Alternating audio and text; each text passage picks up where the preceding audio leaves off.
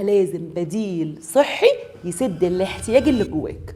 اي حد عايز يوقف ذنب معين لازم يدخل الرياضه. الرياضه بتدي مشاعر رهيبه جدا جدا جدا جدا، حتى لو انت ما بتعملهاش قبل كده، او حتى لو انت بتلعب رياضه معينه، لا جدد في الرياضه، روح جيم، سباحه، اي رياضه عنيفه، المهم ان انت تحط بديل. رقم 2، لو انت متعود على اكلات معينه غيرها باكلات صحيه. طيب لو انت عندك اصحاب معينين غير الاصحاب دول. يبقى لازم بديل صحي يسد الاحتياج اللي جواك. هقول لك على حاجه، في عندي جلسه اسمها جلسه سد الاحتياجات.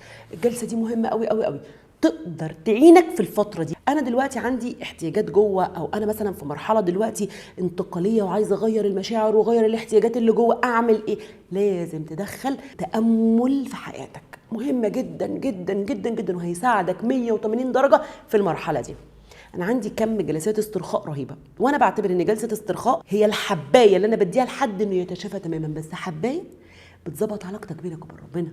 وعندي كورس كامل كان بيتكلم عن المشاعر، حتى المشاعر اللي انت ما تعرفش عنها حاجه او اللي انت ما تعرفش عنها حاجه ممكن تاخديها دي تبع الورشه. المهم ان لازم يكون في تامل او في مديتيشن لازم بتعمله في الفتره دي. وطبعا الصلاه وعلاقتنا بالصلاه، عندي الفيزياء الكونيه وعلاقتها بالصلاه دي موجوده عندي في القناه، برنامج متكامل هو بمثابه كورس تقدروا تاخدوه.